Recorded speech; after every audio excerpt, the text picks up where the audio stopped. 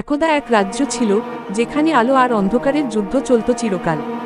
রাজ্যের নাম ছিল আলোকধারা, কিন্তু বহুদিন ধরে এটি ছায়াধারা নামে পরিচিত হয়ে উঠেছিল। কারণ রাজ্যের মহারাজ রুদ্রসেন এক অভিশাপে পরিণত হয়েছিলেন ছায়ামানবে। এক রাতে ঝড়ের মতো রাজপ্রাসাদের সিংহদ্বারে আঘাত করল এক অজানা শক্তি। রানী মৃগনয়নী ছুটে এসে দেখলেন সিংহাসনের সামনে পড়ে আছেন রুদ্রসেন, তার শরীর থেকে ধোঁয়ার মতো কালো ছায়া বেরিয়ে আসছে। এই রাজ্য এবার আমার, একটি গম্ভীর কণ্ঠস্বর প্রতিধ্বনিত হল। রানী চিৎকার করে উঠলেন, কিন্তু চারপাশের রক্ষীরা তখনও নীরব, নিস্তব্ধ, যেন তারা সবাই ছায়ার দাসে পরিণত হয়েছে। রুদ্রসেন ও মৃগনয়নীর একমাত্র কন্যা ছিল রাজকন্যা ঈশানী। জন্মের পর থেকেই সে ছিল অন্যরকম। তার গায়ে পড়ত সোনালি আভা, চোখের দিকে তাকালে মনে হতো তারা জ্বলছে। মহলবাসীরা বলতো রাজকন্যা স্বর্গের আলো বহন করে।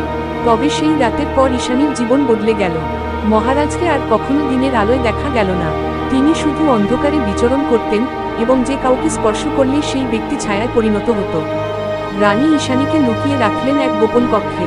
বছর কেটে গেল, ঈশানী বড় হল। সে জানতে পারল তার পিতা একজন অভিশপ্ত ছায়ামানব, যে ধীরে ধীরে পুরো রাজ্যকে অন্ধকারে পরিণত করছে। এক রাতে ঈশানী অনুভব করল কিছু একটা তাকে ডাকছে।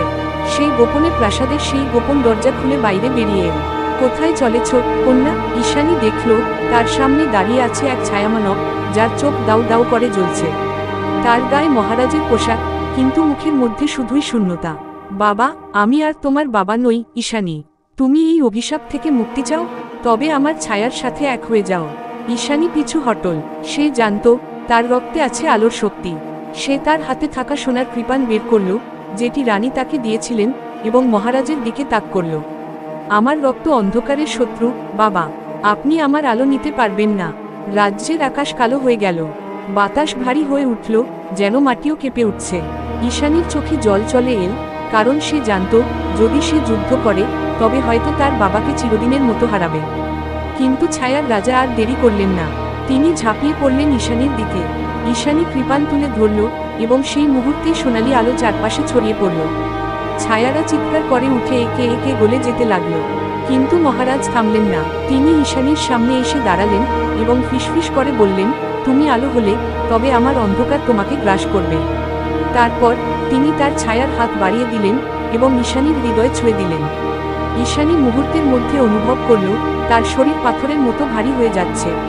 তার রক্ত বরফের মতো ঠান্ডা হয়ে যাচ্ছে। রাজ্যের মানুষরা দূর থেকে দেখল ঈশানীর শরীর ধীরে ধীরে ছায়ায় মিশে যাচ্ছে। কিন্তু ঠিক সেই মুহূর্তে রানী মৃগনয়নী ছুটে এসে কন্যাকে জড়িয়ে ধরলেন। না, আমি তোমাকে হারাতে দেব না। রানী নিজের দেহ দিয়ে ঈশানীর চারপাশে একটি রক্ষাবলয় তৈরি করলেন, কিন্তু মহারাজের ছায়া তাদের দুজনকেই গ্রাস করতে লাগল। একটা প্রচণ্ড বিস্ফোরণের মতো শব্দ হলো। তারপর সব শান্ত হয়ে গেল। প্রাসাদের সামনে পড়েছিল দুটি শরীর, রানী মৃগনয়নীর এবং রাজকন্যা ঈশানীর। আর মহারাজ রুদ্রসেন, তিনি অদৃশ্য হয়ে গেছেন, ছায়ার গভীরে হারিয়ে গেছেন। রাজ্যের আকাশে সূর্য উঠল, কিন্তু কেউ আর খুশি হতে পারল না।